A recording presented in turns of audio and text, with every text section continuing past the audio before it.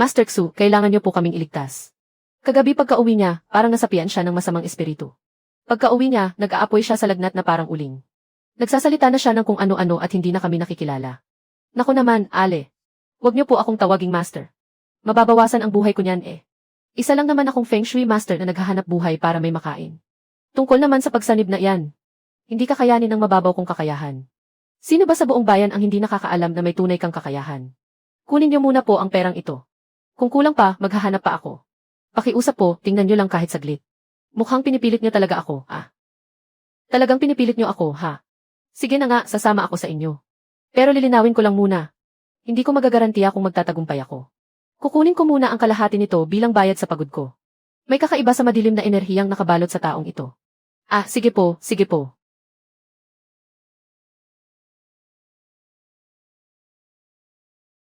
Tingnan mo nga naman kung gaano siya kayabang. Ano namang magagawa ng isang mangkok ng tubig? Sino namang niloloko niya? Hoy, mukhang alam mo ang ginagawa mo, Hindi ba't nagloloko lang talaga ako ng multo rito? Huwag ka nang magtago riyan. Maliwanag ang araw pero nagtatago ka sa sulok, nangingitlog ka ba? Lumabas ka nga riyan at magpakita. Lapastangang mortal na walang takot mamatay. Nangahas kang sirain ang mga plano ko. Ikaw ang una kong gagawing alay. Huwag, bakit ako ang pinupuntirya mo? Nadaan lang ako para makiusyoso, Ipagpatuloy mo na lang ang ginagawa mo. Ay, grabe naman. Sa ganyang kaliit na kapangyarihan, naglakas loob ka pang magwala rito. Gusto mo na ba talagang mamatay? Pasensya na po, pasensya na po. Tingnan niyo po ang nangyari. Ayan, tapos na ang trabaho. Alo. Kunin niyo na po ulit itong kalahati ng pera. Ibilili niyo po si Tio ng masasarap na pagkain para lumakas siya. Tandaan niyo po ito, ha? Nalipasan lang siya ng malamig na hangin. Pumasok ang lamig sa katawan niya. Walang anumang kakaibang bagay. Huwag niyo na pong ipagkalat sa iba. Sa mundong ito, mas mahirap harapin ang tao kaysa sa multo. Kung kaya namang palipasin na lang. Mabuhay na lang ng simple hanggat maaari. May natitirang bakas ng espiritual na enerhiya. Isang hamak na tambay sa liblib na lugar na ito.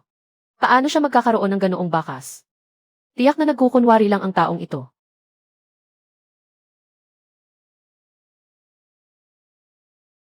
Nagsisimula ang malaking bagyo sa maliit na simoy ng hangin. Pero may kakaiba sa hanging umiihip ngayon.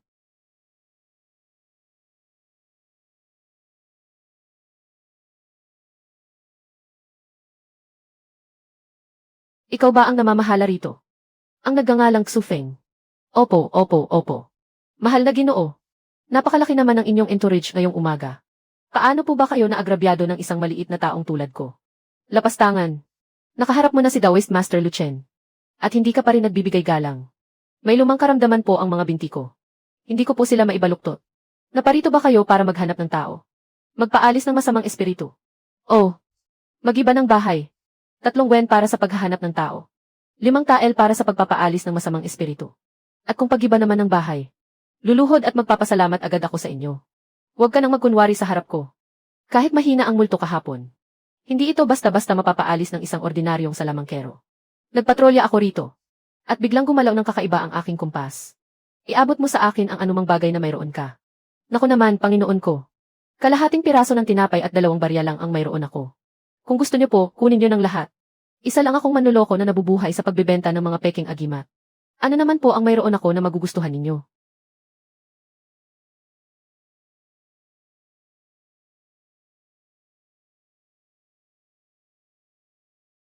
Naghahanap ka ng kamatayan. Tulong, may mamamatay tao. May kultibador na gustong pumatay ng tao.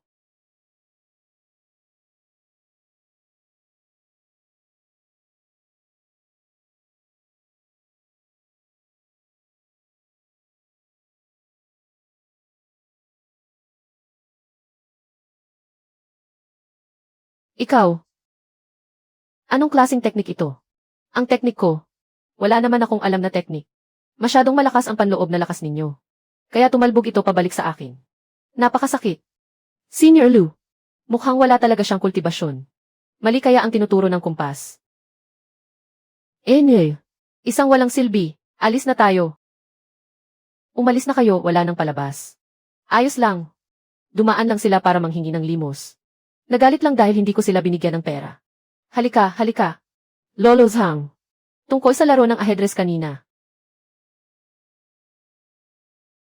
Ang mga tao mula sa sektang alyansa. Mas matalas pa ang pang-amoy sa aso. Hindi sila aalis sa maliit na bagay na ito. Kailangan ko nang maghanda. Magpadala agad ng mensahe sa sekta. Sa maliit na bayang ito, may nagtatagong may taglay na likas na gangki. Mas mabuting pumatay ng inosente kaysa may makaligtas. Bukas, susubukan natin siya ulit.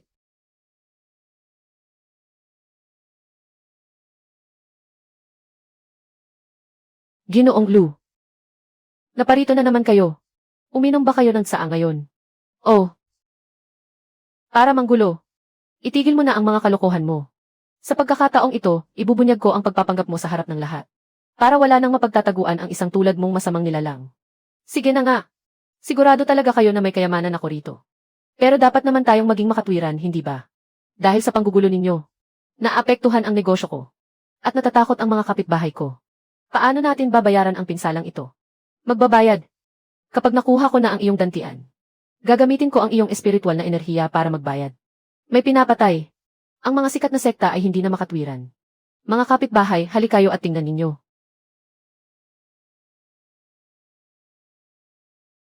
Daga ka na marunong lang magtago. Tingnan natin kung saan ka pa magtatago.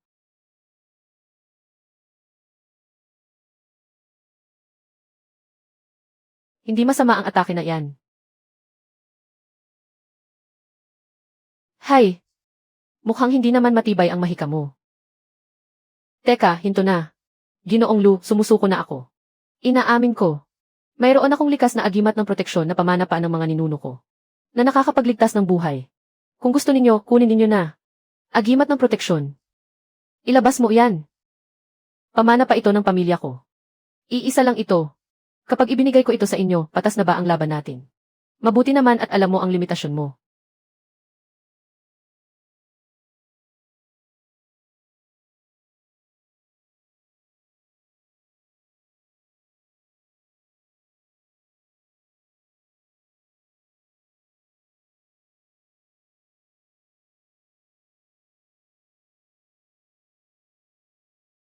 Ginoong Lu. Kumusta naman ang lasa ng agimat ng ilusyon? Dahil malakas ang kapangyarihan ninyo. Hindi mahirap sirain yan. Tinuruan ko lang naman kayo ng leksyon. Ito ang tinatawag na pagtutuos ng inyong kultibasyon. At pagtutuos naman ng aking negosyo. Salamat at bumalik kayo sa susunod. Kumpirmado na ng tiyong guro. Ang taong ito ay mailikas na pambihirang talento. At bihasa rin sa mga sinaunang talisman. Napakatuso niya. Humihiling na magpadala ang sekta ng pangkat ng tagapagtupad. Napakapanganib ng taong ito. Kailangang mahuli siya ng buhay.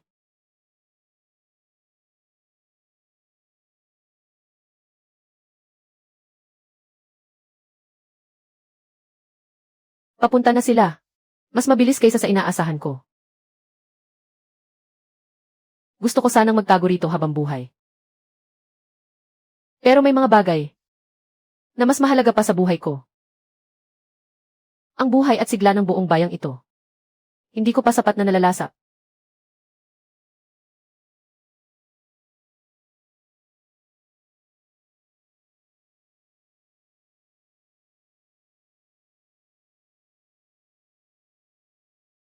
Batang Luchen. Napaikot ka lang ng isang walang kwentang tao. Kailangan patuloy akong kumilos.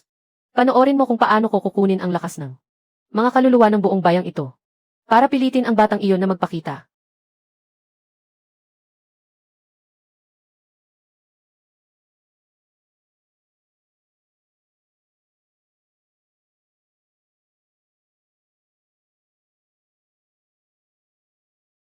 Walang hanggan.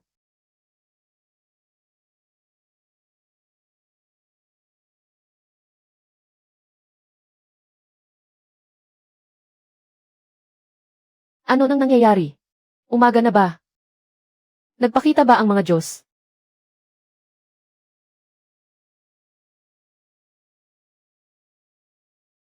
Nabulabog ko ba ang tulog ng mga kapitbahay? Bukas na natin pag-usapan ang bayarin. Ngayong gabi, walang sinumang pwedeng magwala rito. Isang pormasyon ng talisman na ganito kalaki. At ganito kapurong likas na espiritual na enerhiya. Ha ha ha ha ha. Mas mabisa pa ito sa anumang elixir. Bata. Ang katawan mong iyan. Mapapasakin na. Palibutan ninyo siya. Huwag hahayaang makatakas kahit isang langaw.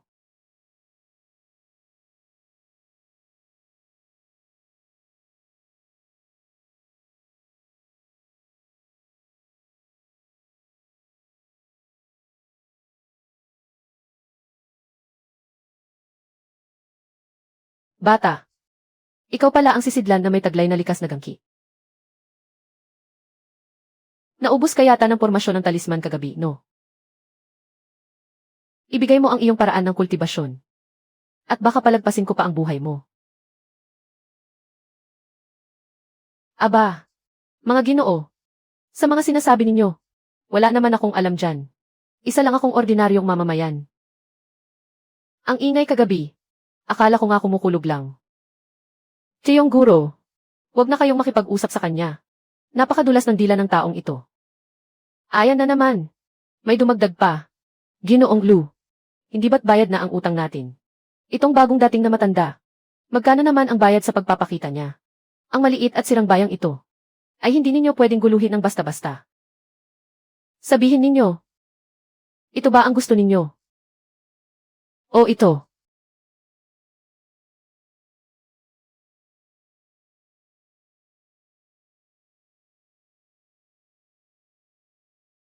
Kainis talaga ang mga katulad ninyo. Lumalaban ng hindi man lang nakikipag-usap. Walang modo.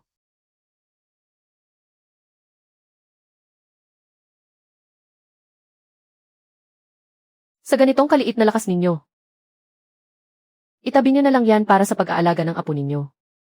Dalisay na likas na. Walang kahalong anumang dumi.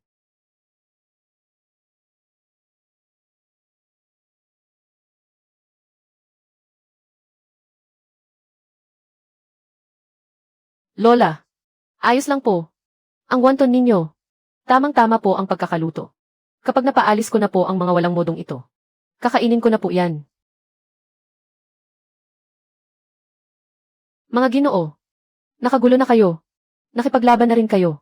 Ngayon, hindi ba dapat na nating pag-usapan ang bayad pinsala? Bayad para sa trauma. Bayad sa paglilinis ng kalye. At bayad sa pagkagulat ng wonton ni Lola Wang. Tayo, isa-isa, magtutuos ng dahan-dahan. May paparating na malaki. May tatago pa ba ito?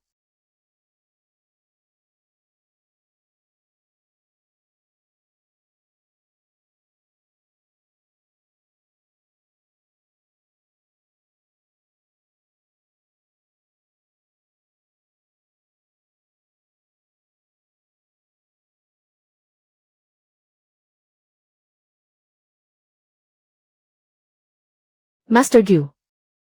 Ito ba ang sinasabi ninyong halimaw na may taglay na likas na gangki? Sa tingin ko, isa lang siyang mayabang at walang muwang na tambay sa kalye. Ginoong Jayan, huwag mo siyang maliitin. Kakaiba at mapanganib ang kanyang mga pamamaraan. Bibigyan kita ng pagkakataon. I-seal mo ang iyong mga meridian at sumama sa akin pabalik sa sekta upang makaligtas sa kamatayan. Ang aking espada ay hindi pumapatay ng mga walang kwentang nilalang.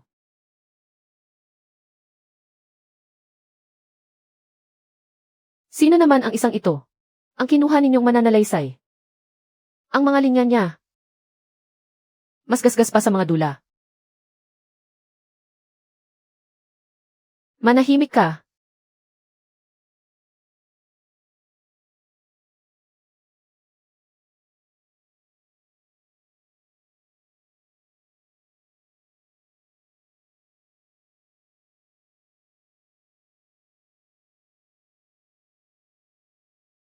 Mag-usap lang tayo, huwag kang manakit. Muntik mo na akong takutin. Mga kasama, pasensya na. Mukhang hindi muna tayo makakapagnegosyo ngayon. Umuwi na kayong lahat.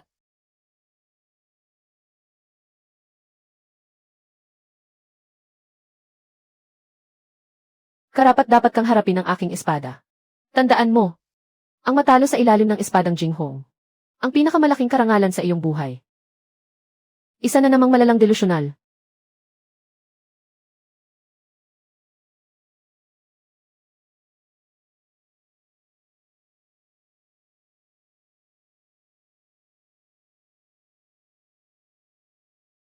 Ang espada ay magandang espada. Ngunit may kulang pa. Huminto kayong lahat. Hindi siya kayang talunin ng iisang tao lamang. Ihanda ang pormasyon.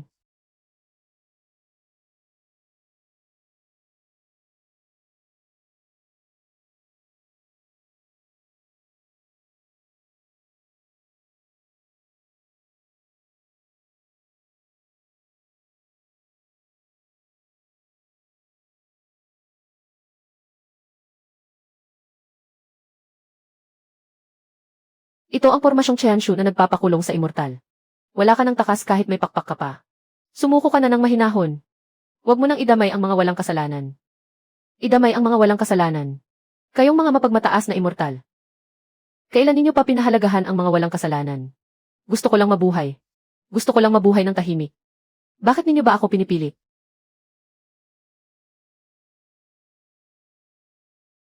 Ay, itinatago niya pala ang kanyang tunay na lakas noon pa. Ito ang kanyang tunay na kapangyarihan.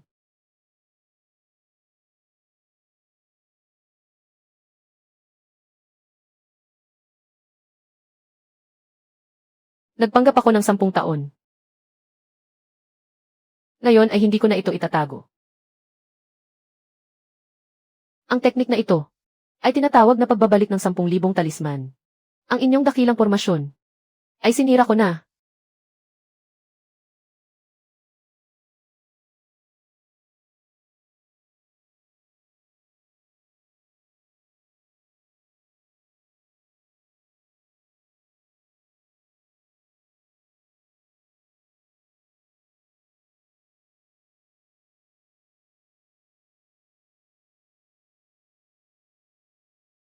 Gamitin na natin ang bagay na iyon.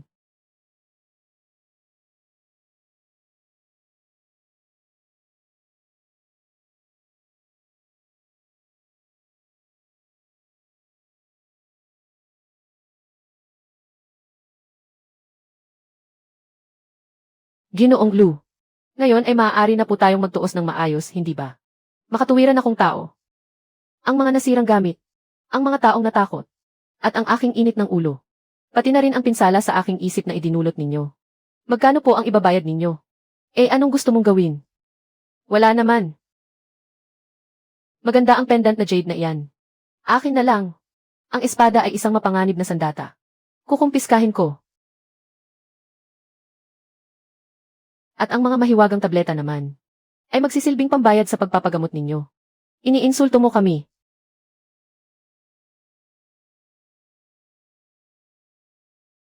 Insulto na ba ito sa inyo? Noong sinira ninyo ang pinto ko, nang gulo sa tindahan ko, at nagbanta na papatayin ako. Naisip niyo ba kung insulto rin iyon?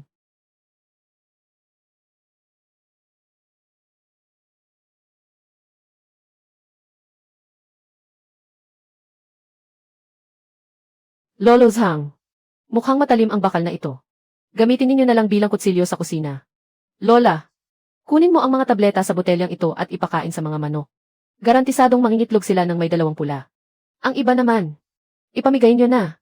Isipin na lang natin na galing ito sa mga damuhong iyon. Bilang bayad pinsala sa ating munting bayan. Sige po. Napakabait nyo talaga, boss. Laya sa bayan ng Linhe.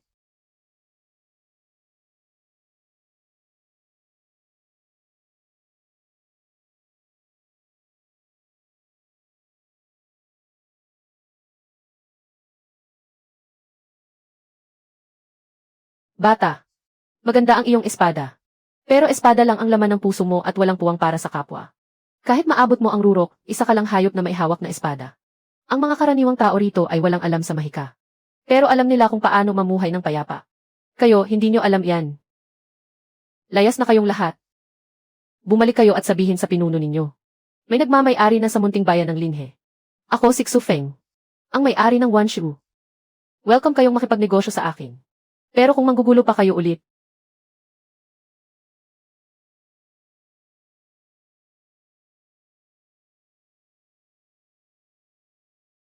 ang likas na gangki. Sa wakas ay nagpakita na rin sa mundo.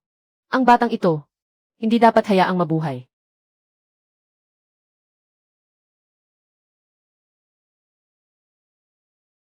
Tatlong kalye mo na akong sinusundan. Lumabas ka na. Walang silbi ang pagtatago mo sa hamog na yan. Gusto niyo bang ilibre ko kayo ng alak? Target, Xu Feng. Kliyente. Nasa itaas ng listahan ng may patong sa ulo. Buhay man. O patay. Medyo mahal pala ang ulo ko. Subalit, sanay na akong maging mahirap. Kaya ayokong may utang sa iba. At lalong ayokong may utang ang iba sa akin.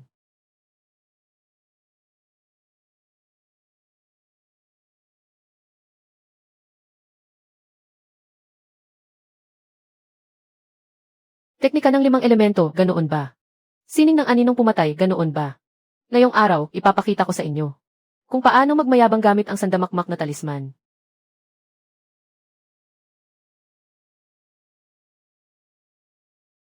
Walang kwenta ang puro na lang patayan. Sa trabaho ninyong ito, mataas ang peligro. Mababa naman ang kita. Gusto niyo bang lumipat ng trabaho? Naghahanap ang Wanshu ng tagawalis. Tapos na ang laban, uwian na. Bumalik kayo at sabihin sa inyong mga kasama na kung sino man ang gustong maghanap ng gulo sa Wanshu, ay dapat maghanda muna ng pambayad sa sarili nilang buhay. Ang lakas na ito, hindi ito galing sa isang kultibador.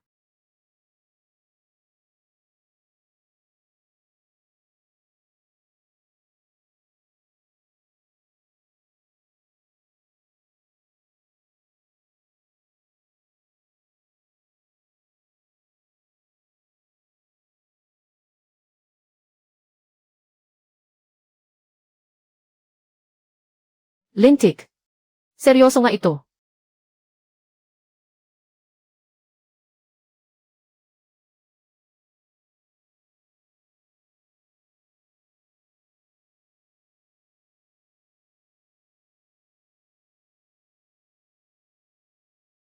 Isang kakaibang nilalang sa mundo ng mga mortal na lumalaban sa tadhana ng langit ay dapat parusahan ng kamatayan.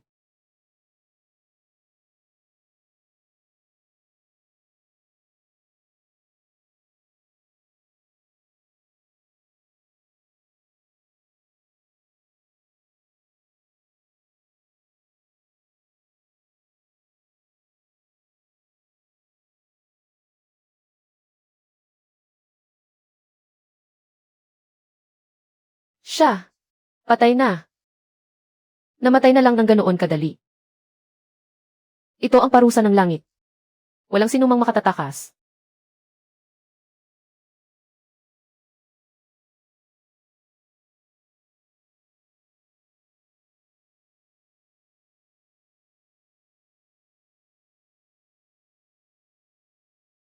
Kahit ang langit, gusto rin akong patayin. Lintik na iyan. Kung gusto mo akong mamatay. Kung ganoon, tuluyan na akong maglalaho sa harap mo.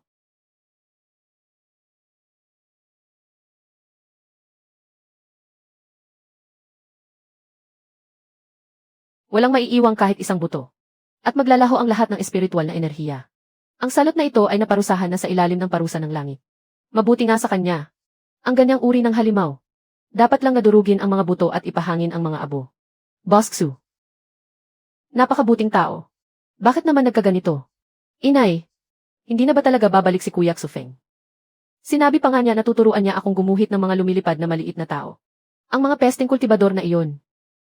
Bulag ba ang langit?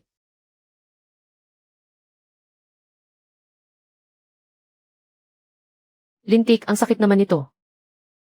Buwisit na langit na ito. Talagang malupit ang pagkakatira. Subalit, dahil sa ginawa mo, mukhang may bago akong na-unlock na kakayahan. Parusa ng langit. Ang liwanag na iyon ay ang kapangyarihan ng mga batas.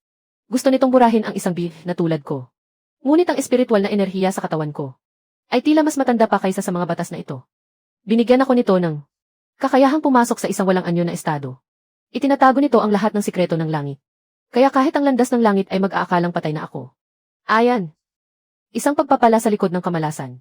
Simula sa araw na ito, wala na sa mundong ito ang Xufeng at tinutugis ng landas ng langit.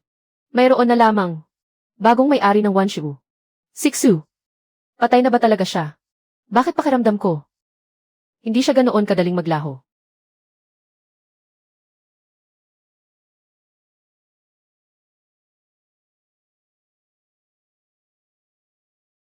Ang batang may apelidong Fu na iyon ay hindi patas lumaban. Mukhang maganda ang piraso ng bakal na ito. Pero hindi man lang magamit sa pagtadtad ng buto at masakit pa sa kamay.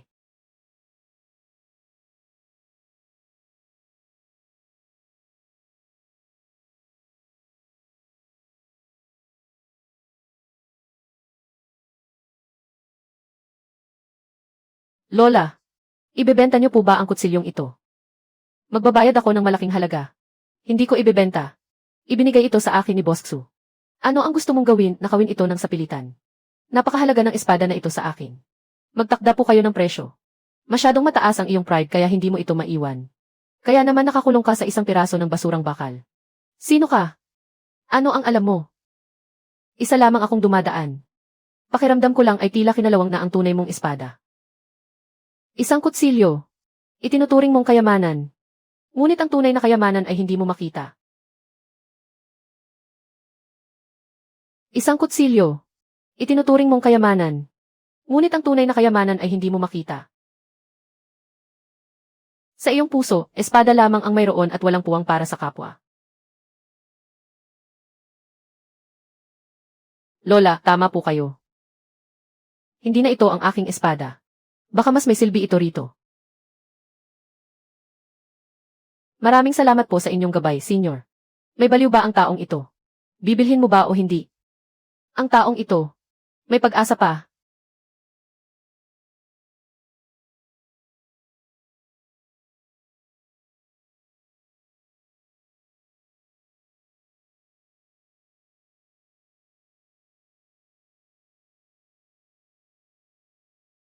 Ang amoy na ito. Hindi ito sa isang ordinaryong tao. Interesante. Para kay Boss Xu. Bukas ng tanghali. Sa Luoxia Pavilion sa labas ng bayan. May mahalagang bagay akong hihilingin. Isang pasyente.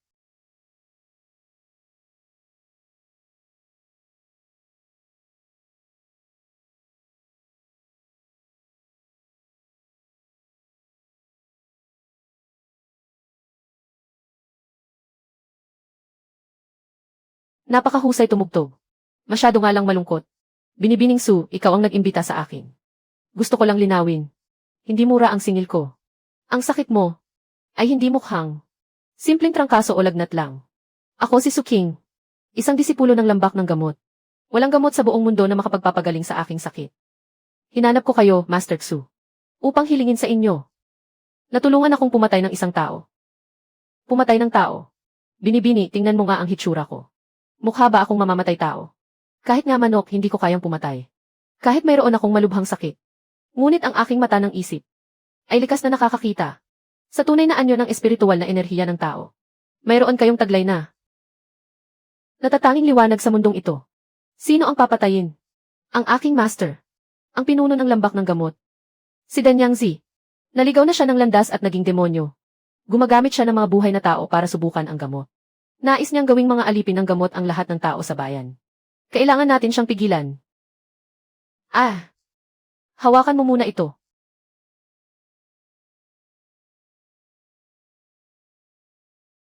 Amuyin mo ang binibining ito. At tingnan kung saan nagmumula ang kanyang sakit. Ito ay ang nawawalang talisman ng pinagmulan.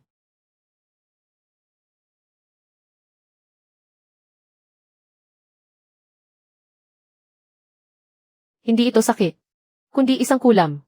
Isang buhay na kulam. Itinanim ito ng master mo sa iyo noong bata ka pa. Ang kulam na ito, ang nagbibigay daan sa kanya upang malaman anumang oras. Kung nasaan ka, marinig ang iyong mga sinasabi.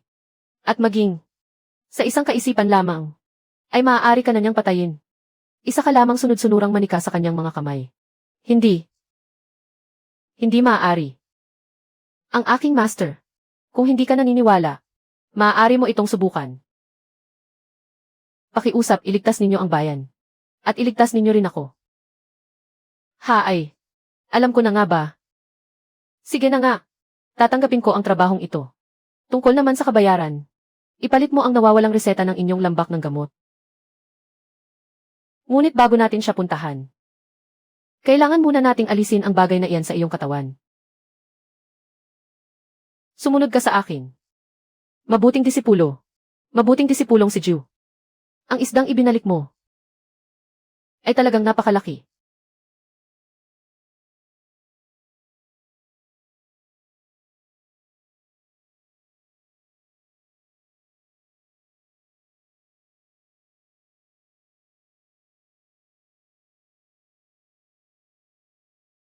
Boss Xu.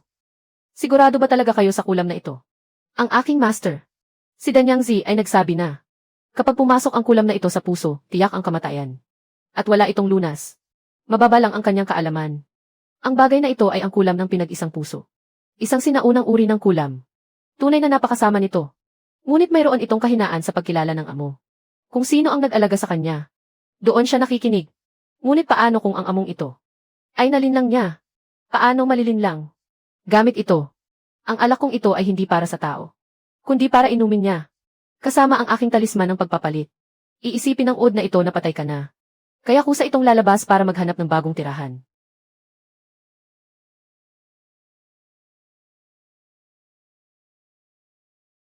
Humiga ka at ipikit ang iyong mga mata. Medyo masakit ito mamaya. Tiisin mo lang. Huwag kang sisigaw. Dahil kapag sumigaw ka, hindi ito gagana.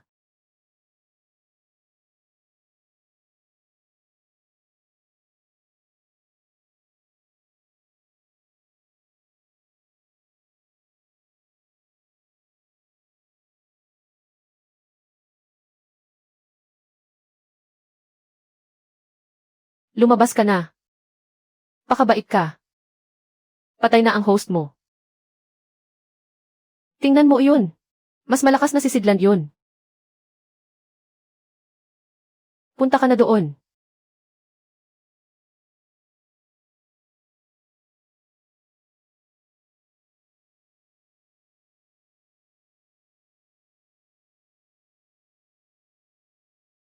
Ayos.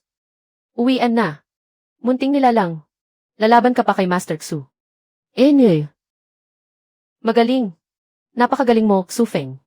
Nagawa mo pang sirain ang aking gu. Mukhang kailangan ko ng bumaba ng bundok ng personal. Para makaharap ang maliit na may-ari ng Wanshu na ito.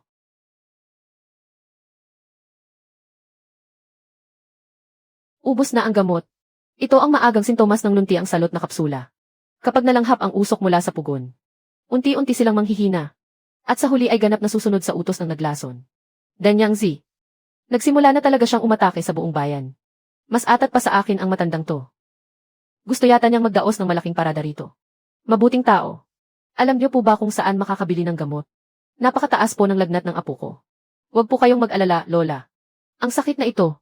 Walang silbi ang gamot sa botika. Umuwi muna kayo. Magpakulo po kayo ng likoris at munggo. At ipampaligo sa bata. Makakatulong ito para gumaan ang pakiramdam niya. Tungkol naman sa pinagmulan ng sakit. Mawawala rin ito agad. Master Xu. Kamusta ka na? Ang mga walang silbi kong aliping gamot ay gustong mag-imbita sa iyo sa lambak para mag-usap. Narito na ang utak. Ang paraan niya ng pagtanggap ng bisita ay hindi masyadong maganda. Mapili ako sa kama. Hindi ako makakatulog sa ibang lugar. Dito na lang tayo mag-usap.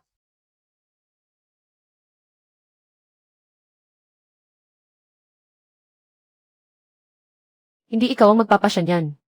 Hulihin siya. Ang munggo ay nakakapagpagaling ng lason. Heto.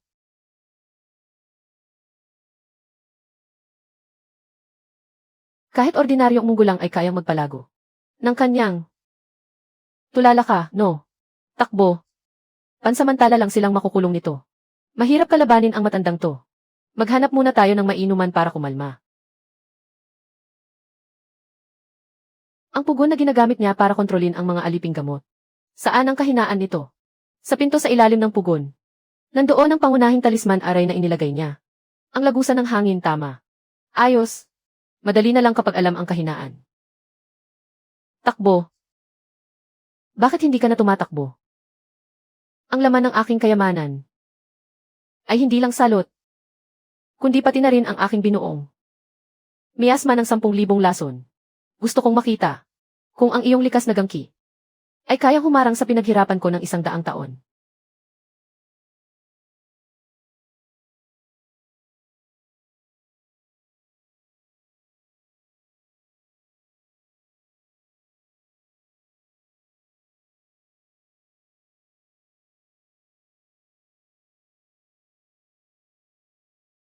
Walang silbi yan. Ang aking miasma ng 10,000 lason ay sadyang pangontra sa proteksyong gangki.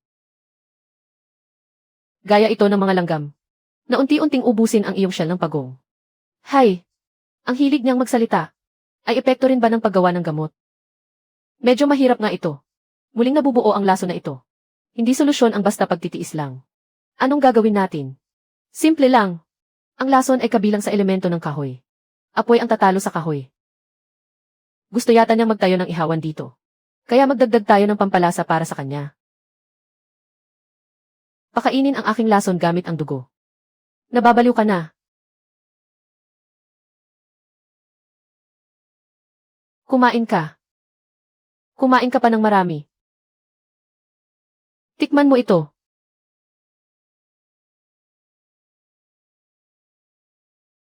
Tikman mo ito. Mga talisman. Estilong sandaan. Pista ng mga paputok.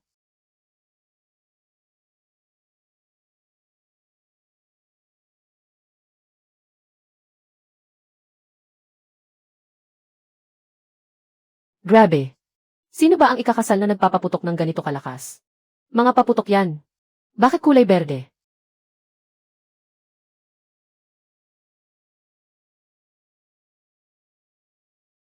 Hoy, matanda. Hindi naman yata masarap ang ihaw mo. Sumasakit ang mata ko sa usok na ito. Magsalita ka. Gusto mo bang ayusin natin ito sa opisyal o pribadong paraan?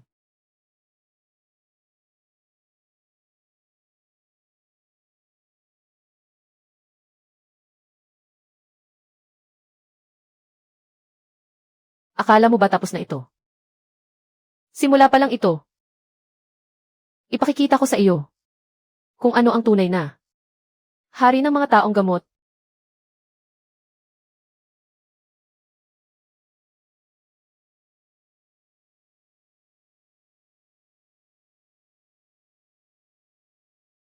Aba, umiinom ng gamot kapag hindi na nanalo. Masyado mo namang siniseryoso to. Lakas. Ito ang tunay na lakas. Dudurugin kita. Gagawin kong pangunahing sangkap ng aking gamot ang iyong espiritual na enerhiya. Mukhang kailangan ko ng mag-unat ng mga buto kasama ka. Ayaw ko sanang gamitin ang diskarteng ito. Masyadong magastos. Ang mga talisman mo ay walang talab sa akin. Ang katawang ito ay hindi tinatabla ng anumang lason at hindi masusugatan ng anumang kapangyarihan. Huwag ka nang magyabang. Sa hitsura mong iyan, huwag nang pag-usapan ang kapangyarihan. Tumingin ka muna sa salamin. Baka mamatay ka sa takot sa sarili mo.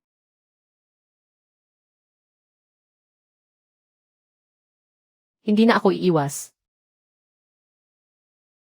Sabi ko sa iyo, hindi makakalikasan ang hitsura mo. Kailangan itong linisin. Sabi ko sa iyo, hindi makakalikasan ang hitsura mo. Kailangan itong linisin. Impossible. Ang aking katawan ng 10,000 lason. Ang lason ay isa ring uri ng. Basta't ito ay. Ako ang may hawak nito. Hindi ba't hindi ka tinatabla ng lason? Tutulungan kitang linisin ito ng mas mabuti. Xu Feng. May pakinabang pa ang matandang ito. Kukunin ko muna siya. Ang ulo mo ay ipapahiram ko muna sa iyo. Sa susunod nating pagkikita, makikipaglaro ulit si ate sa iyo. Masyadong malaki ang gulo kanina. Kapag lumabas ang likas na gangki, ang mga may ilong asong mula sa mga sekta, siguradong maaamoy na naman ito. Hindi ko na maaaring magpanggap na patay. Para sa mga kapitbahay na ito, mabubuhay na muli ako kung kailangan. Kaya kong lumaban ulit kung kinakailangan.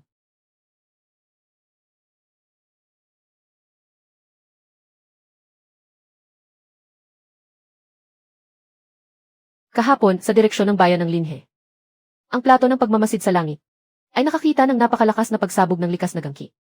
Ayon sa ulat ng ating mga espiya doon, ang taong iyon na dapat ay nasa parusa ng langit at naging abo na ang may-ari ng Wanshu ay hindi lang buhay na buhay ngayon, kundi tinalo pa si Danyang Zin ng lambak ng gamot at napaurong ang mga tauhan ng Wanya Omeng. Xuan Cheng, ang impormasyong buong tiwala mong ibinalik ay nagsasabing patay na siya sa ilalim ng parusa ng langit. Pakiusap, huminahon po kayo, pinuno. Nang bumaba ang parusa ng langit noon, talagang walang natirang bakas ng bangkay sa lugar. At kahit ang kompas ay walang naramdamang espiritual na enerhiya mula sa kanya. Siguradong gumamit ang salarin na iyon ng sinaunang lihim na pamamaraan para magpanggap na patay at makatakas. Kung hindi lang siya nagpakita para iligtas ang mga hamak na tao sa bayang iyon.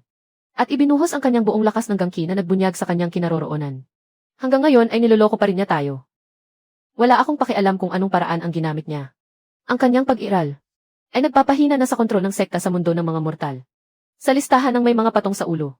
Itaas ang pangalan niya sa ikalawang pwesto. Ipaubaya ito sa mga tauhan ng Chenshu.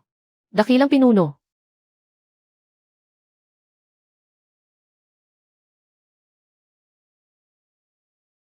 Senior. Chayanshu.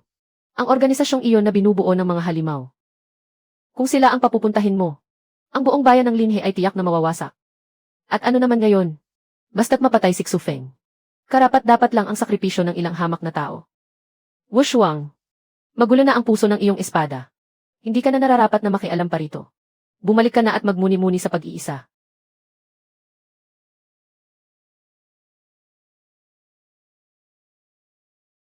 Nag-aalala ka ba sa taong nagligtas kay Danyangzi? Hindi siya tao. Ang aura niya ay mas katulad ng isang espiritu ng hayop. At isa itong napakalakas na uri. Ang isang tulad ni Danyangzi ay hindi sapat para mag-abala siya ng ganito. Ako ang target niya. Kung ganoon, ano ang gagawin natin? Haharapin natin kung ano man ang dumating.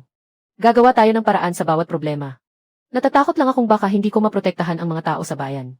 Su King, tulungan mo akong ipamahagi ito sa mga kapitbahay. Ito ang talisman aray na iginuhit ko. Kaya nitong protektahan ang mga tahanan. At makapagliligtas ng buhay sa oras ng panganib. Nais nyo bang maglatag ng isang malaking aray para protektahan ang buong bayan? Ngunit ang sentro ng aray na ito ay nangangailangan ng konsentrasyon ng gumagawa para makontrol ito. Kaya naman, kailangan kong harapin ang babaeng espiritu na iyon. Bago ako makabalik, kailangan ninyong protektahan ang inyong sarili. Gwapong bata, gusto mo bang makipaglaro kay ate? May inihanda akong malaking sorpresa para sa iyo. Isang patibong na salu-salo, ha? Sayang nga lang. Isang espiritu ang nag-imbita. Mukhang walang masarap na pagkain dito. Isang malaking karangalan ang pagdating nyo, Master Xu. Nagliwanag ang aking hamak na tahanan. Maupo kayo. Nais kayong alayan ng alak ng inyong lingkod na si Meiji. Masarap ang alak. May hinalo lang na pampatulog. Binibining Meiji. Ang paraan mo ng pagtanggap ng bisita ay hindi maganda.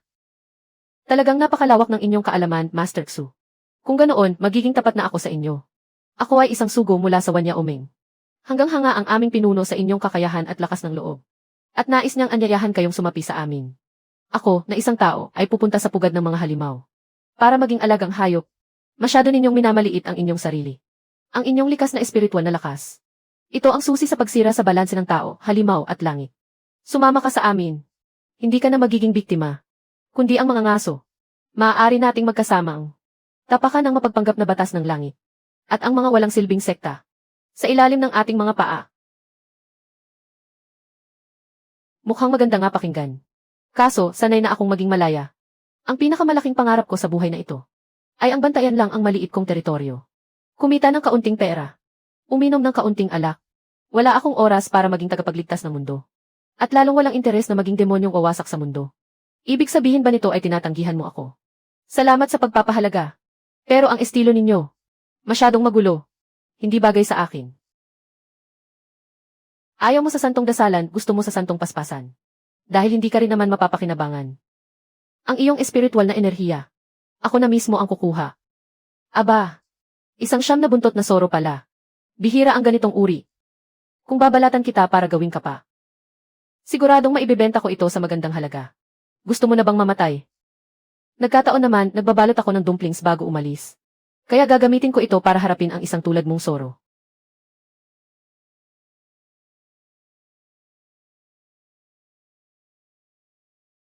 Hindi masama ang lakas ng atake mo. Pero sablay lang ang asinta mo. Ngayon, ako naman, ha?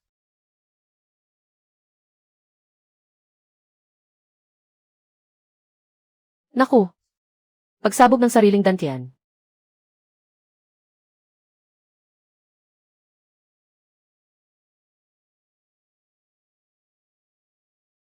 Baliw! Sino ang naglagay ng selyo sa loob ng katawan niya? Ang lawak ng pagsabog na ito. Kayang patagin ang kalahati ng bundok. Karapat-dapat lang mamatay ang sorong iyon. Pero ang shockwave at laso ng halimaw ay aabot sa nayon sa paanan ng bundok. Gamitin mo ang lahat ng iyong kapangyarihang halimaw para gumawa ng proteksyon sa paligid ko. Bilis! Kundi mamamatay tayong lahat. Bakit naman kita tutulungan? Dahil ililigtas ko ang buhay mo ngayon. Huwag ka ng maraming salita.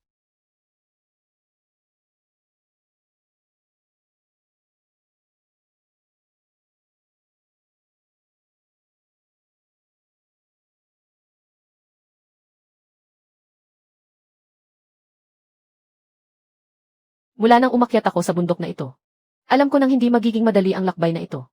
Ang Wan Yaoming at ang mga sekta, pareho silang hindi mapagkakatiwalaan. Mabuti na lang at may alas ako.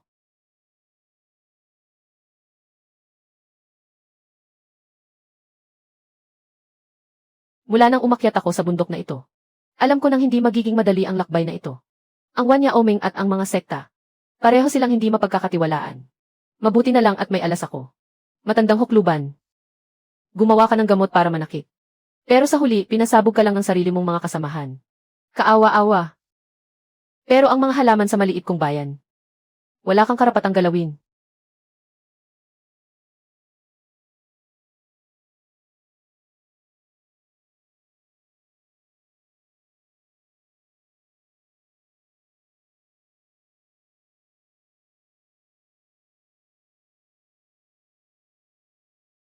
Hoy!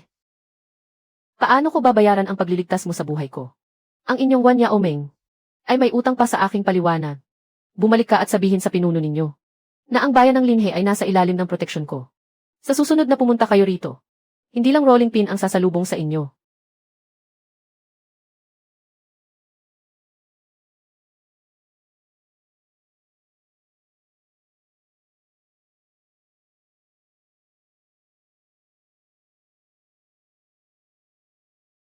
Nakaligtas na naman ako ng isa pang araw. Panalo.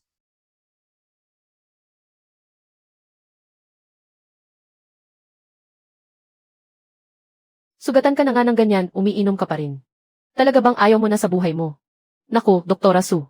Kung makapagsalita naman kayo. Ang alak ay gawa sa pinakamasustansyang butil. Habang umiinom ka, lalo kang bumabata. Maliit na sugat lang to. Kunting inom lang nito, gagaling na. Inumin mo too. Hinaluan ko yan ng 30 taong gulang na lingsi at snow ginseng. Subukan mong mag-aksaya kahit isang patak, malilintikan ka sa akin. Sige na nga. Mas matindi pa kayo sa nine-tailed fox na iyon. Sige na, iinumin ko na. Mas masahol pa ang lasa sa ihi ng kabayo.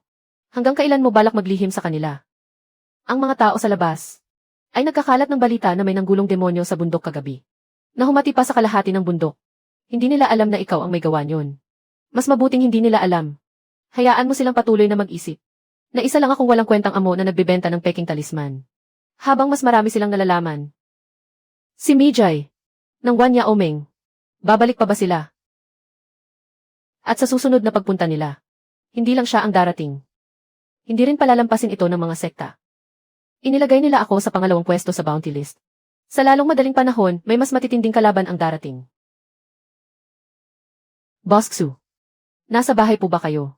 Ipinatanong po ng punong bayan. Tungkol sa ingay kagabi. Alam niyo po ba kung ano ang nangyari? Takot na takot po ang ilang mayayamang pamilya sa bayan. Gusto po nilang magpagawa ng ritual sa inyo para mapayapa ang kanilang isip. Madali lang pong pag-usapan ang bayad. Pinunong Wang. Sakto po ang dating inyo. Nadulas po ako kagabi nang bumangon ako para umihi. Nabalian po ako ng 3 tadyang. Tingnan niyo po ang mga benda ko. Magritual pa ba? Ako nga mismo, mukhang kailangan ko na po ng sariling ritual. Naku!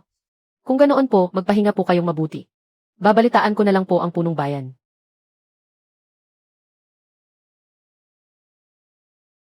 Ilista mo ang mga mayayamang pamilya na pinakamaingay.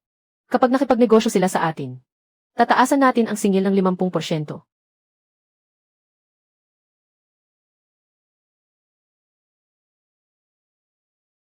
Iligtas. Iligtas niyo ang sektang Kinglan. Sila. Hindi sila tao.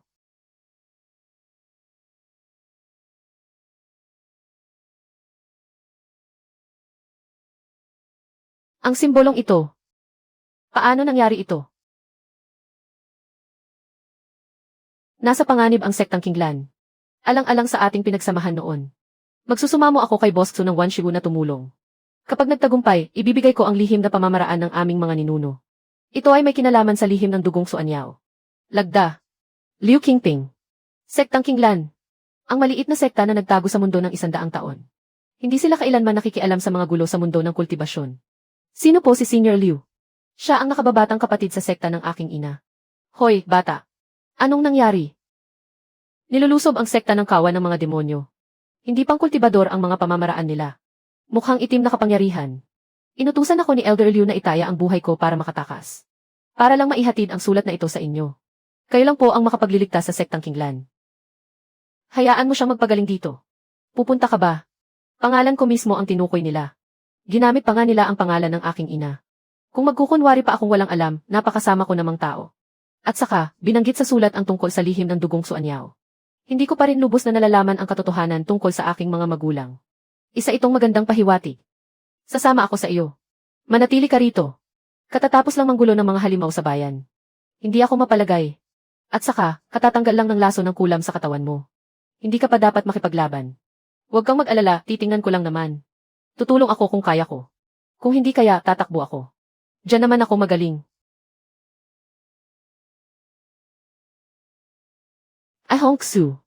Aalis ka ba? Magaling na ba ang sugat mo? Magaling ka dyan.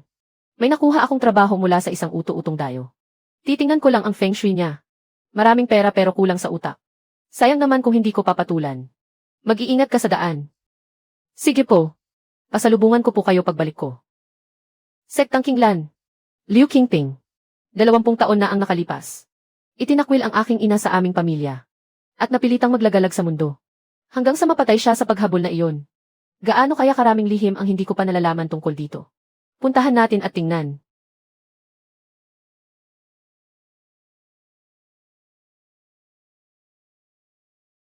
Ang natitirang lahi ng Suanyao.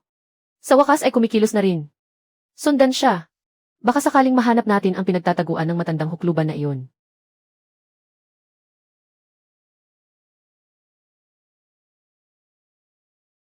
Hindi sila tao.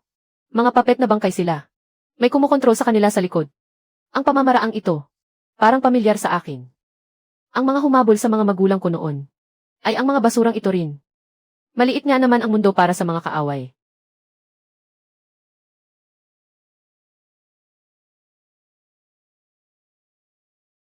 Nangangahas ka pang manghimasok. Bibigyan kita ng 3 hinga ng oras. Para maglaho sa harap ko. Kung hindi, panagutan mo ang kahihinatnan nito. Isa na namang naghahanap ng kamatayan. Patayin siya.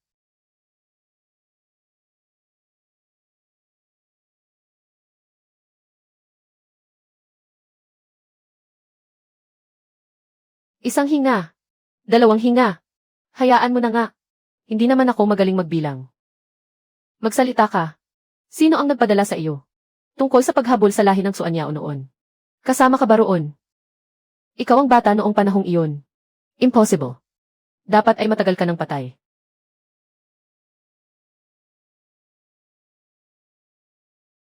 Ang munting daga ay lumaki na. Ang laro ay magsisimula muli.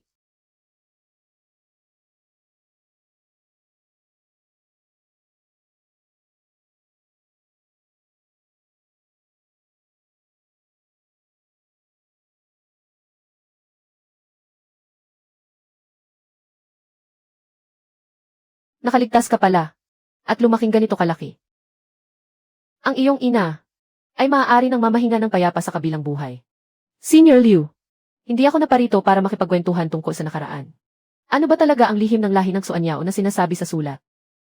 Ikaw talagang bata ka. Napakainipin mo tulad ng iyong ina. Ang Suanyao ay hindi tumutukoy sa ating pamilya. Isa itong sinaunang kasunduan.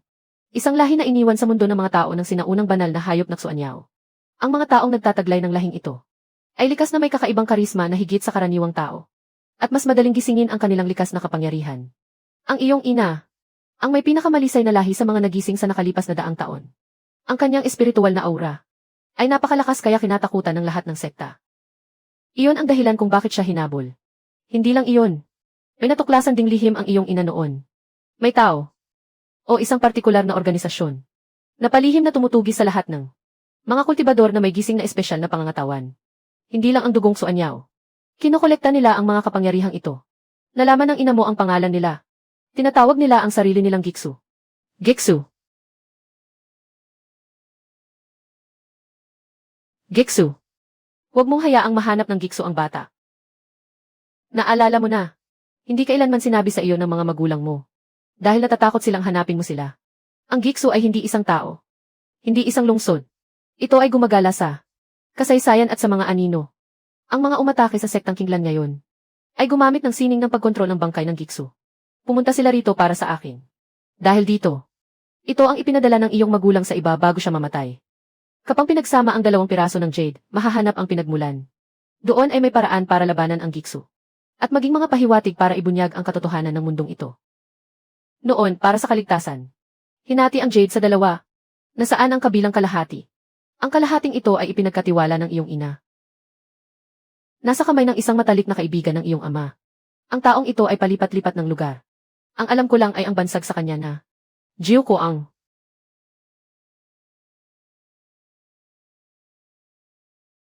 Nasa panganib ang bayan. Bumalik ka agad.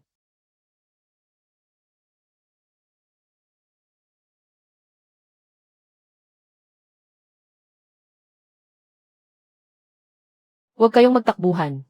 Tumayo kayo sa mga node ng talisman arena ito. Tandaan ang sinabi ni Boss Xu. Basta hindi tayo magpapanik. Hindi tayo masasaktan ng mga bagay nila. Tama. Sinabi ni Xiao Xu. Hindi kailanman magtatagumpay ang masama laban sa mabuti.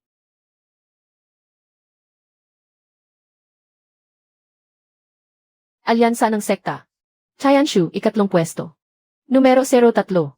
Target. Xufeng. Mission. Elimina. Wala rito ang target sa kasalukuyan. Ayon sa regulasyon, isasagawa ang plano para painan siya. Ang nagtatago sa target ay may kaparehong kasalanan. Bibigyan ko kayo ng 1 minuto para sabihin kung nasaan si Xufeng upang makaligtas sa kamatayan. Alyansa ng Sekta. Sa tingin ko, alyansa kayo ng mga bandido. Kapag hindi nahanap ang totoong maisala, ang mga ordinaryong mamamayan ang binubuli nyo. Pagtanggi, panghahamon, pang-iinsulto, itinuturing na gawaing kaaway. Isasagawa ang pag-elimina.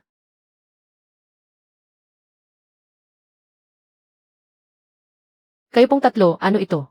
Magbabasa ba kayo ng metro ng tubig o mag-iinspeksyon ng rehistro ng pamilya? Tabi. Naaantala ang negosyo ko. Target, Xufeng. Kumpirmado ang pagbabago ng espiritual na aura.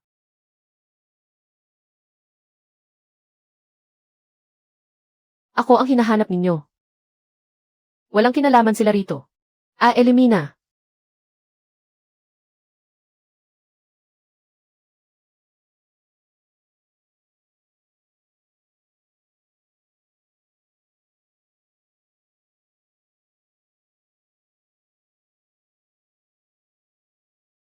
Pataksil na pag-atake mula sa likod. Ang mga galaw ninyo sa Tayanshu ay mas masahol pa sa mga hamak sa kalye. Bilis. Sobrang kalkulasyon. Mali ang impormasyon. Inaayos ang antas ng banta ng target sa antas. Antas F. Kagiliw-giliw. Mas masarap sa pakiramdam kapag napatay ko siya.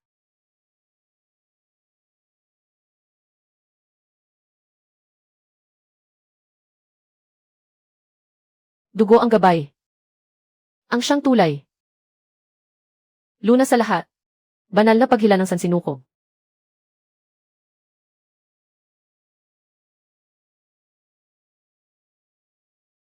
Dugo ang gabay. Ang siyang tulay. Luna sa lahat. Banal na paghila ng sansinukob.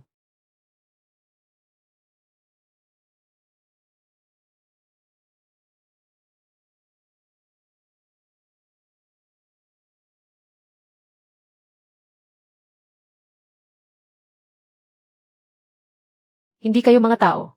Kayo ay mga binagong sandata. Hindi ko gustong umaway ng mga sandata. Ngunit sinagad ninyo ang pasensya ko.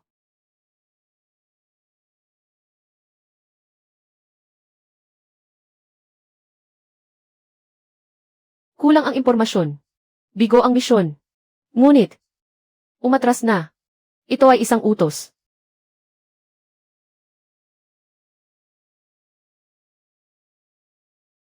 Aatras lang dahil antas Nagbibiro ba kayo?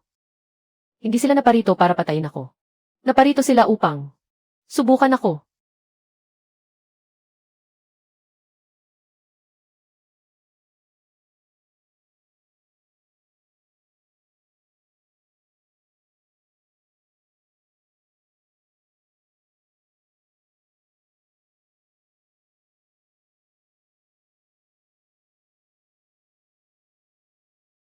Mga kapitbahay. Pasensya na po. Ang munti at sira-sira kong tindahan ay palaging nakakaakit ng mga kahina-hinalang panauhin. Kaya natakot ko kayong lahat. Ano ba ang sinasabi mo, Sue? Kahit malabo na ang mga mata namin, hindi naman kami bulag. Itinaya mo ang buhay mo para protektahan kami. Anak, magpahinga ka at magpagaling. Ako na ang bahala sa pagkain mo sa Wanshibu mula ngayon. Napakabuti naman yan. Ang mga luto ni Lola Wang ay ang pinakamasarap sa buong mundo. Ngunit sa inyong lahat, sa mga susunod na araw, maaaring kailanganin kong maglakbay ng malayo. Maaaring kailanganin kong umalis. Kung kailan ako babalik, hindi ko pa alam. Saan ka pupunta? Upang maghanap ng isang tao. At upang alamin ang ilang mga bagay na dapat ko nang nalaman noon pa. Ang dumating ngayon ay ang pangatlo sa Tenshu. Halos wasakin na niya ang lugar na ito. Ang susunod na darating ay ang pangalawa, ang panganay, o maging ang pinuno mismo nila. Hindi na ako pwedeng manatili rito dahil madadamay ko lang kayo. Ano bang klaseng pananalita yan? Hindi namin kinatatakutan ang madamay. Hindi ko maaaring gawing labanan ang lugar na ito. Gagamitin nila kayo para bantaan ako. Gaya ng ginawa nila ngayon. Kapag umalis lang ako, saka lang kayo magiging ligtas. Ang mga sekta at ang mga nilalang sa dilim. Ako ang kanilang pakay. Hindi ang mga ordinaryong mamamayan.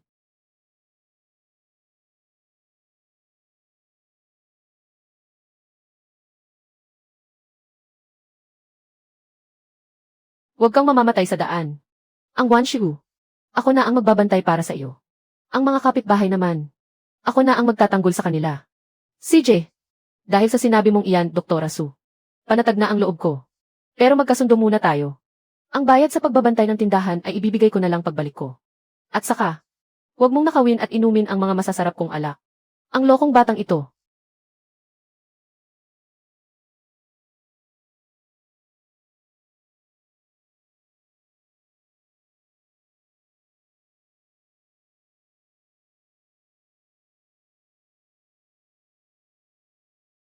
Ang hangal na ito. Hindi pa nga magaling ang mga sugat, gumagala na agad. Hindi sa nag-aalala ako sa kanya, Natatakot lang akong mamatay siya. Dahil mawawala ang pabuya ng pinuno ng alyansa.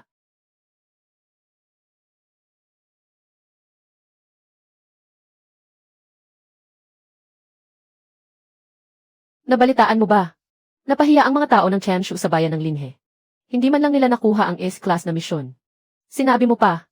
Ngayon, ang lalaking nagngangalang Su Feng sa listahan ng may pabuya ay nadoble na naman ang pabuya sa kanyang ulo. Kapag nahuli siyang buhay, maaari ka nang maging isang elder. Jiu Koang. Swak sa panlasa ko ang pangalang yan. Kaso hindi ko lang alam kung tao ba siya o multo. Hoy, matanda. Alam mo ba kung kanino ang teritoryong ito sa loob ng daan-daang milya? Nangangantahan ka pa rito. Nagbayad ka na ba ng proteksyon? Mga Ginoo, dumadaan lang po kami para maghanap buhay. Hindi po namin alam ang mga patakaran. Huwag kang makialam. Marami na tayong problema ngayon. Mas mabuting huwag nang maghanap ng gulo. Magtiis ka muna. Lolo. Sige na nga.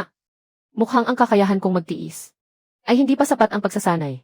Mga Ginoo, palamigin niyo muna ang ulo niyo. Pasensya na po, matanda na siya at walang muwang. Hihingi na lang po ako ng paumanhin para sa kanya. Ako na po ang magbabayad ng saan ninyo. Sino ka sa akala mo? Puno ka na nga ng sugat, nagmamagaling ka pa. Alice, wala nga naman akong kwenta. Pero may masamang ugali ako. Hindi ko matitiis na makitang inaapi ang mga matatanda at bata. Ganito na lang. Tatayo lang ako rito at hindi gagalaw. Sasaluhin ko ang tigi-isang atake ninyo. Kapag napagalaw nyo ako kahit isang hakbang, aalis ako agad. Pero kapag hindi nyo kaya, luluhod kayo at babayaran ang pagpapagamot ng matandang ito. Nababaliw na ang batang ito.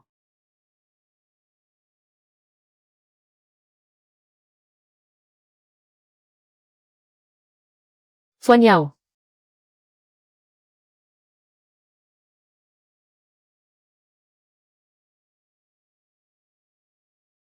Ayos lang po ba kayo, Lolo? Kunin niyo po ang perang ito. Ibli niyo po ng pagkain ang bata. Bata. Ang jade pendant mo. Saan galing yan? Nakikilala niyo po ang bagay na ito. Lolo. Mukhang hindi ka lang basta simpleng mang-aawit sa kalye. Kilala ko yan. 20 taon ko na siyang hinahanap. 20 taon. Ang batang babaeng may apelidong Liu mula sa sektang Kinglan. Sa wakas ay nagpa siya na ring ilabas yan. Huwag mong sabihing ikaw si. Tama ka. Ako nga ang matandang baliw na iyon. Si Jiu Kuang. Matagal ko nang nalimutan ang tunay kong pangalan. Ganyan ang tawag sa akin ng lahat. Ikaw nga ang tinutukoy ng batang babaeng si Kinglan. Na kanyang anak. Ako po si Xufeng. Nagbibigay galang kay Senior Jiu Kuang. Tungkol po sa aking ina. Hindi nagmamadali ang tungkol sa ina mo. Ang sitwasyon mo. Ang mas nagmamadali. Ang mga sugat sa loob ng katawan mo. Kapag pinatagal mo pa ng 3 araw. Kahit ang mga Diyos ay hindi ka na maililigtas. Sumama ka muna sa akin. Gagamutin niyo po ba ang mga sugat ko? Gagamutin kita. Nangangarap ka ng gising. Natatakot lang akong mamatay ka sa daan. Kung hindi, walang maghahatid sa akin ng kabilang kalahati ng aking jade. Sumunod ka sa akin, bata. Ligpitin na ang paninda.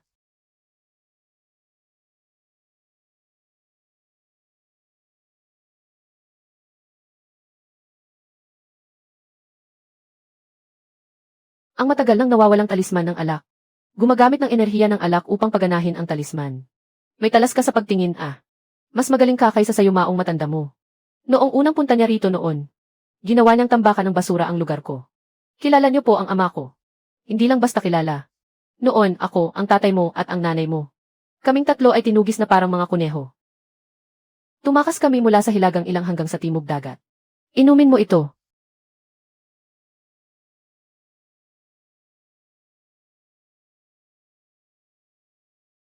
Sige na, bata.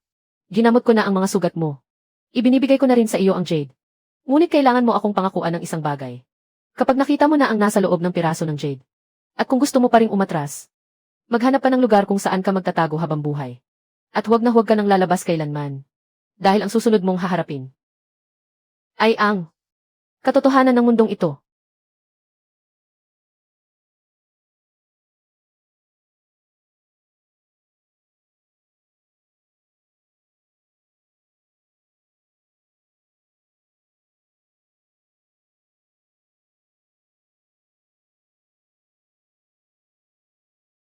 Ina, Xiao Feng, kapag nakikita mo na ito, marahil ay wala na ang iyong ina. Patawad. Dahil iniwan kitang mag-isa sa mundong ito. Ang mundo natin ay hindi nag-iisa. Noong sinaunang panahon, nagkasama ang mga halimaw, mangkukulam at espiritu. Pagkatapos ay naganap ang isang malaking digmaan na tinatawag na paghihiwalay ng langit at lupa. Muli nitong hinubog ang batas ng langit.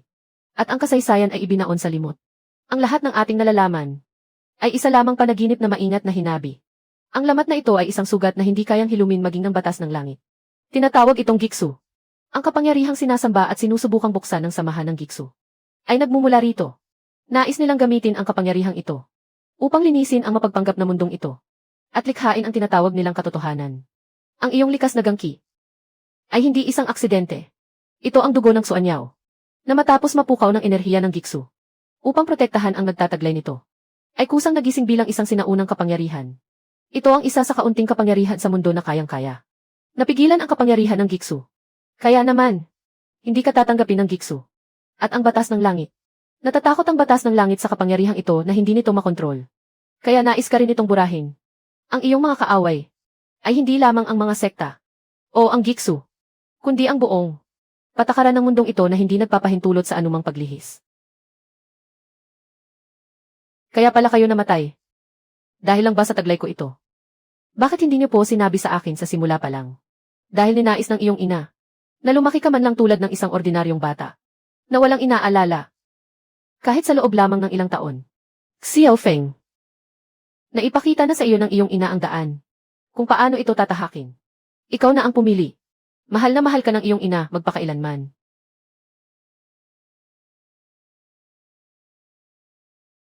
Nakita ko na. Alam mo na ba kung ano ang iyong kinakaharap? Alam ko na po. Ngayon, ano ang balak mong gawin? Nagtago ako ng 20 taon. Nagtago ako at nawala ang aking mga magulang. Nagtago ako at nawala ang kapayapaan. Sa huli, nahanap pa rin nila ako. Hindi na ako magtatago. Hindi ba't takot sila sa kapangyarihang ito? Kung ganoon, hahayaan ko silang manginig sa takot. Kuhang-kuha mo ang iyong ina. Nagdesisyon na ako. Subalit, bago ko singilin ang Giksu at ang batas ng langit sa malaking atraso nila, kailangan ko munang singilin ang mga utang sa harap ko ngayon. Ang listahan ng may pabuya ng alyansa ng sektang Zongmen. Masyadong nakakairita sa mata. Halo! Pinuno! Ako ito.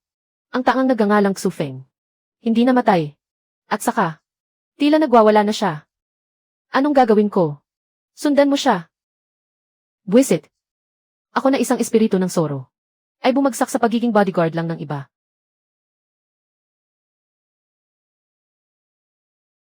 Kinkyu, Bairo Obing, Hiwudi, Aoyang Ubo, Xiahawu.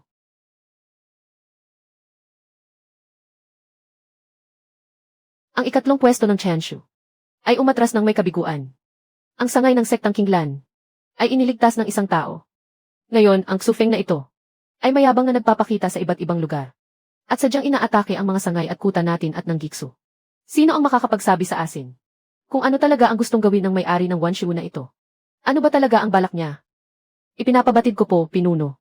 Tila siya ay naniningil ng utang. Sa tuwing sinisira niya ang isang kuta, nag-iiwan siya ng karatula at bayari ng Wanshu sa dingding. Nakasulat doon ang bayad sa pinsala sa emosyon ng bayan ng Linhe. At ang bayad sa kanyang sariling serbisyo. Pinuno, masyadong mayabang ang taong ito. Pahintulutan nawa ninyo akong pamunuan ang mga piling tauhan ng pangkat ng tagapagpatupad. Upang dakpin siya. Alam mo ba kung nasaan siya kahapon? Nasa timog hangganan siya. Nag-iisa. Sa isa sa ating mga sangay na naglilingkod sa mga nakatatanda ng Giksu. Ang 5 eksperto ng panloob na sekta ay lahat iginapos niya na parang suman gamit ang talisman formation. Kung pupunta ka, magpapakamatay ka ba? Ang nasa isip mo lang ay espada. Hindi ang mga tao. Ipalaganap ang utos. Simulan ang planong Tianluo. Lahat ng mga disipulo sa labas. Kapag nahanap ang bakas ni Xufeng, ay huwag makikipaglaban ng walang pahintulot. Mag-ulat agad. Hayaan ang una at ikalawang pinuno ng Chanshu.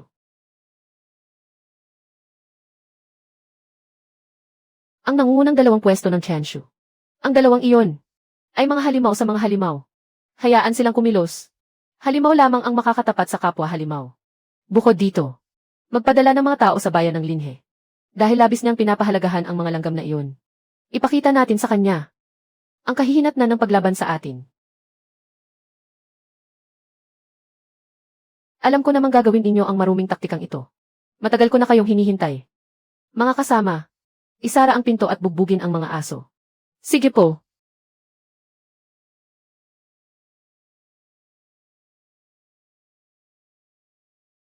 Gusto ninyo ng maruming laro? Balak ko sanang isa-isahin kayo ayon sa listahan. Ngunit dahil nagmamadali ang kagalang-galang na pinuno ng alyansa. Kung ganoon, didiretso na lang ako sa punong bulwagan para makipagsaa sa iyo. Bata, sigurado ka ba? Nalulusob ka agad sa mismong kuta nila. Baliw. Pinakaayaw ko sa lahat ay ang mga baliw. Bakit? Hindi pa huli ang lahat para umurong ngayon. Ang mga benepisyo at insurance ng mga empleyado ng Wanshu. Hindi ko pa nga nababayaran para sa inyo, eh.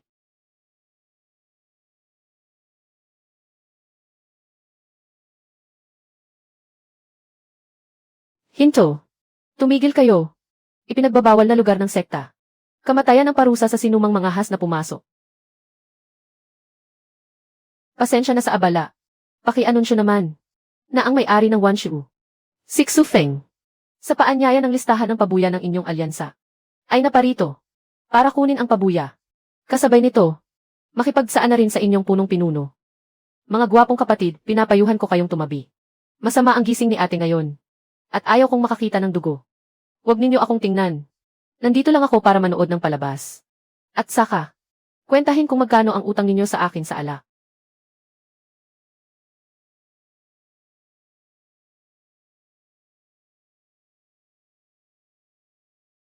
Ikaw pala si Xufeng. Ang nanakit sa pangatlong kapatid. Ay ikaw nga. Ang laki naman ng katawan mo.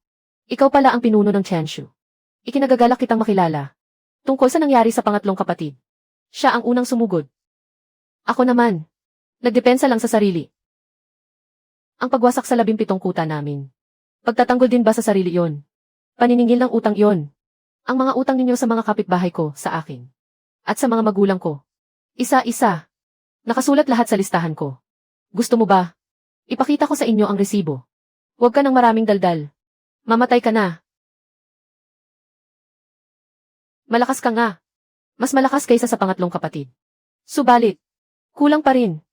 Mijay, Senior Jukwang. Ang dalawang ito ang dambuhala at ang patpatin. Kayo na ang bahalang maglaro sa kanila. Oras na para maningil ang accountant ng kabuang utang. Matagal na kitang hinihintay. Xufeng. Dakilang pinuno. Nag-iisa ka lang ba? Ang tagpong ito ay medyo iba sa inaasahan ko. Akala ko pa naman, may daan-daang mandirigma man lang na maihawak na palakol, na naghihintay sa hudyat ng pagbasag ng baso. Kailangan yan para sa iba. Pero hindi para sa iyo. Dahil ikaw ay isang matalinong tao. Ang matalinong tao, dapat maupo at makipag-usap. Makipag-usap. Sige ba? Tanggalin mo muna ang pangalan ko sa listahan ng pabuya. Pagkatapos ay isuko ang mga taong kasabwat sa pagpatay sa aking mga magulang noon. Bayaran ang pinsala sa aking wanshu. At ang lahat ng nawala sa bayan ng Linhe. At pagkatapos ay bumaba ka sa pwesto.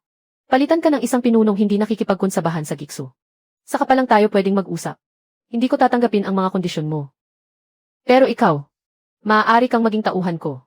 Xufeng, napakalakas mo. Mas malakas pa kaysa sa mga magulang mo. Pero ang kaaway mo ay hindi kailanman ang mga sekta. Ang mga sekta ay mga piyesa lamang para mapanatili ang kaayusan. Ang tunay mong kaaway ay ang Tiandao, ay ang Giksu. Maaari tayong magsanib puwersa. Magsanib puwersa. Sa isang taong para lang mapanatili ang kaayusan, ay handang magsakripisyo ng mga walang kasalanan. Sa isang nakikipagnegosasyon ng palihim sa Giksu, at gumagamit ng mga halimaw na sandata tulad ng Kenshu. Matandang hukluban. Sino namang maniniwala sa mga pinagsasabi mo? Ikaw, ano ang nalalaman mo? Ito ang mga lihim na sulat mo, matanda, sa Giksu. At ang mga tala ng eksperimento sa pagbabago ng Kenshu. Akala mo ba nalinis mo ng maayos ang mga ebidensya? Pasensya ka na. Sanay kasi akong maging mahirap. Kaya mahilig akong maghalungkat sa basurahan ng iba. Hulaan mo kung ano ang nahanap ko sa mga nawasak mong sangay. Ano kaya ang nakuha ko roon? Ang kapangyarihang ito. Nakipagtransaksyon ka sa Giksu para lang dito. Ang nakawin at pag-aralan ang likas na gangki. Pero naging dispalinghado naman ang kinalabasan. At ngayon akala mo wala ka ng katapat. Dahil alam mo na pala ang lahat. Hindi na natin kailangang mag-usap pa. Gusto ko sana nabuo pa ang bangkay mo. Para gawin kang pinakamalakas kong sandata. Pero ngayon, wala ka ng karapatan kahit maging sandata ko lang. Kapag napatay kita, at hinigop ko ang iyong pinagmulan, doon pa lang ako magiging tunay na walang katapat. Mamatay ka na, ang iyong likas na gangki ay napakadalisay at napakalinaw. Habang ang sa akin naman, ay espesyal na ginawa para talunin ka. Ang shi na kinuha mula sa kalaliman ng Giksu. Lasapin mo ito ng mabuti.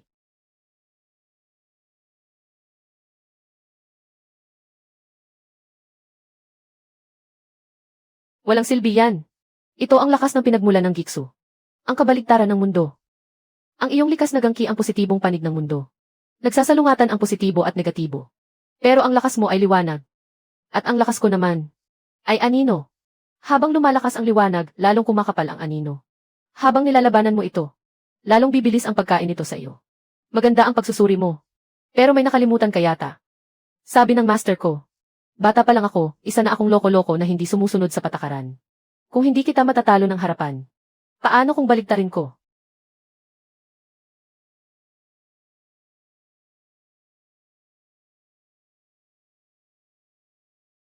Busog na busog ka na, no? Oras na para ako naman ang lumamon sa iyo.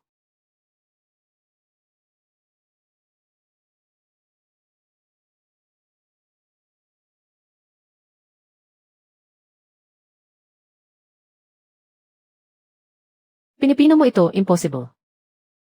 Paano makakayanan ng katawang mortal ang lakas ng Giksu? Salamat sa iyo, matandang hukluban. Dahil nalaman kong ang katawan ko ay hindi lang kayang talunin ang Giksu. Kundi kaya rin itong lamunin. Halimaw, ikaw ang tunay na halimaw. Pareho lang tayo.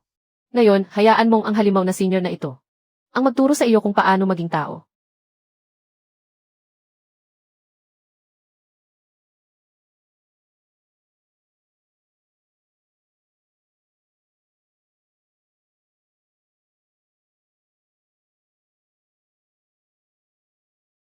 Jai Jai Jai Jai. Xufeng. Sa wakas ay nagkita rin tayo. Hihintayin kita sa Giksu. Halika. O panoorin mo ang mga bagay na mahalaga sa iyo. Na maglaho ng isa-isa.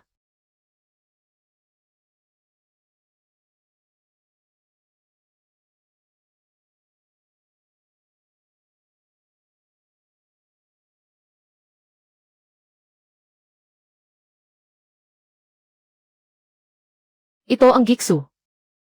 Ang lamat ng mundo. Patay ang hangin dito.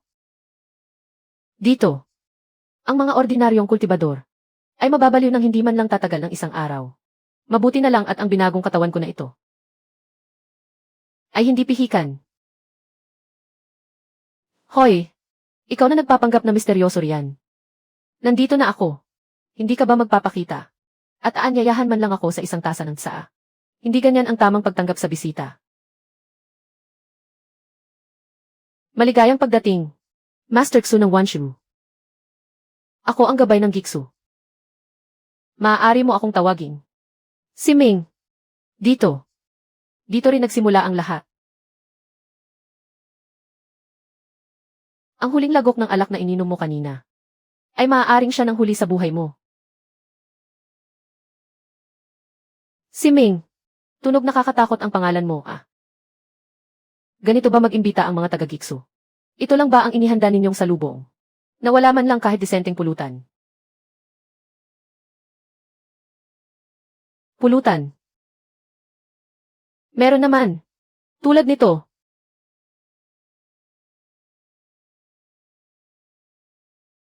Subukan mong hawakan sila at makikita mo. Huwag kang magkamali, Master Xu. Pangtaya lang natin ito sa negosasyon. Walang interes ang Giksu na wasakin ang mundo. Nais lang namin itong itama. At ikaw, ang kapangyarihan sa loob ng katawan mo. Ang pinakamahusay na kasangkapan upang itama ang mundong ito. Sumapi ka sa amin, at maging bago naming susi. Masisiguro ko, na ang mga taong pinapahalagahan mo ay magiging ligtas. Maaari pa nga kitang tulungan. Napabagsakin ang mapagkunwaring tadhana ng langit. Kung tatanggihan mo, alam mo naman ang kahihinatnan. At isa pa, dito. Sa harap ng pinagmulan ng Giksu, ang kapangyarihan mo ay masusupil. Hindi ka mananalo. Ano? Nakapag-isip ka na ba? Sabi mo rito, masusupil ang kapangyarihan ko. Pasensya ka na. Pero ang tanging batas ko ay hindi ang sumunod sa patakaran ng iba. Kapag pumapasok sa teritoryo nila, formasyon ng talisman, lunas sa lahat, baliktarin ang langit at lupa.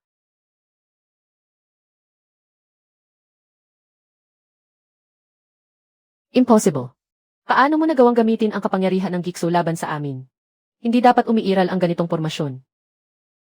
Noong unang araw na tinuruan ako ng aking master tungkol sa mga talisman, sinabi niya na ang esensya ng talisman ay ang paghiram ng lakas ng langit at lupa. Tinatawag ninyo itong Giksu.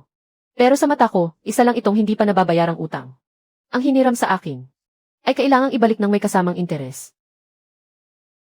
Para mayukit ang 36 na talisman na barya na ito. Naubos ko ang 3 kilo ng aking esensya ng dugo. At nakasira ng mahigit 100 baryang tanso. Ang bayad sa mga materyales, paggawa. At danyos para sa stress ko. Ay sisingilin ko lahat sa inyong mga taga-Giksu. Daan-daang estilo ng talisman, kutsilyong pangtadtad. Tikman ninyo ang luto ko, siguradong busog kayo.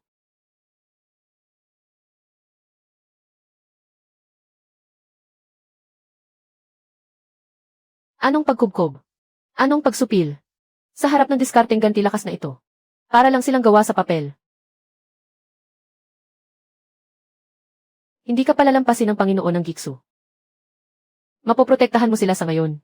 Pero hindi mo mapoprotektahan ang mga taong iyon habang buhay. Pinakaayaw ko sa lahat ang ginagamit ang pamilya ko para bantaan ako.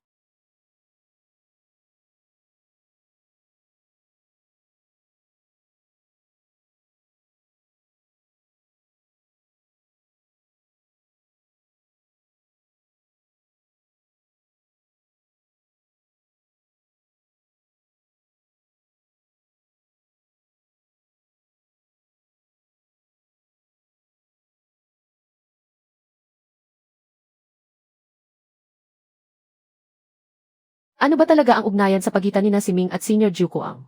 Ang utang na ito ay lalong nagiging kapana-panabik.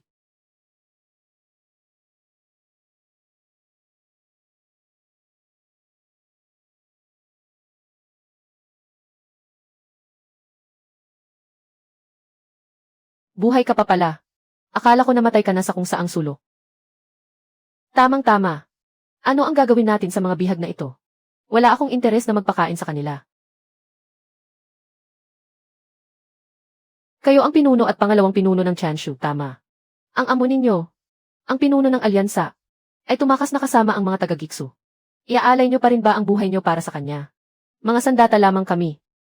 Kapap walang amo. Basurang bakal lang kami. Patayin mo na kami. Sino ang nagsabing walang pagpipilian ang mga sandata? Yung pangatlo na gwapito. Ay alaman lang tumakas kapag hindi kayang lumaban. Mas malala pa kayo sa kanya. Pakawalan niyo sila. May lagnat ka ba? Kani-kanina lang ay gusto kanilang patayin. Binago lang ang katawan nila ng iba. Mga kaawa-awang nila lang na ginamit lang. Ang tunay na may sala ay ang pinuno ng alyansa at ang Giksu. Kalagan niyo sila. Hayaan silang pumunta kung saan nila gusto. Ikaw, hindi mo kami papatayin.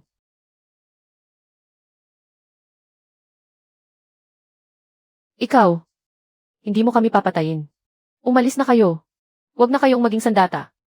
Hanapin niyo ang pakiramdam ng pagiging tao muli. Kung darating ang araw na wala kayong mapuntahan, maaari kayong pumunta sa Wanshu sa bayan ng Linhe. Kailangan ko roon ng 2 tagawalis. Libre ang pagkain at tirahan. Ganyan lang ang mga kondisyon. Walang mga benepisyo o insurance. Ang utang na loob na ito ay babayaran ko.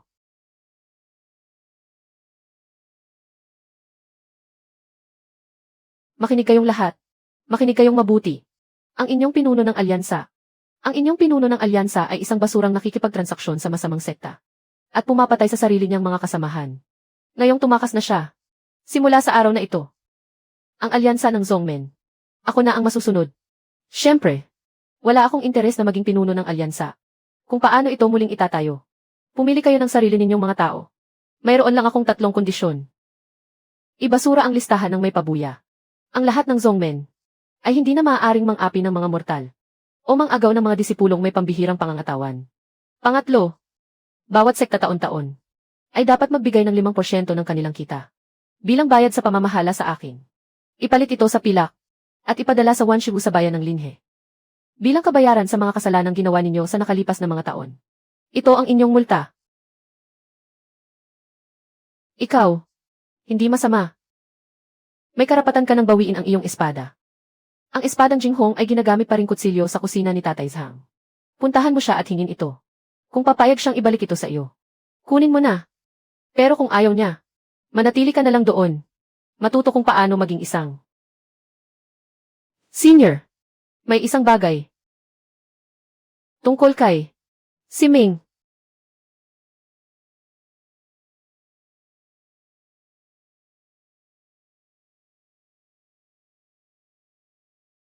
Nakita mo ba ang mukha niya? Kalahati lang. Medyo hawig niyo po siya. Sino ba talaga siya? Siya ay kapatid ko. Ang tunay niyang pangalan ay hindi si Ming. Siya ay si Tu Ming.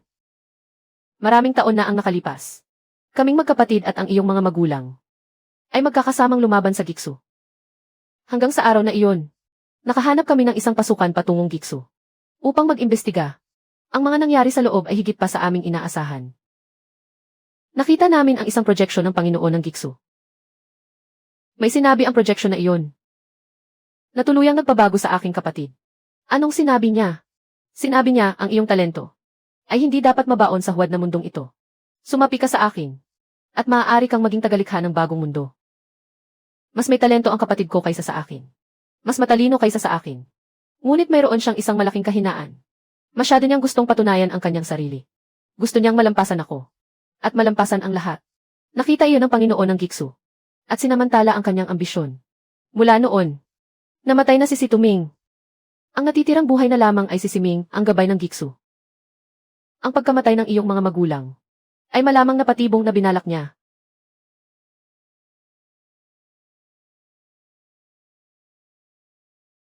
Bata, patawad.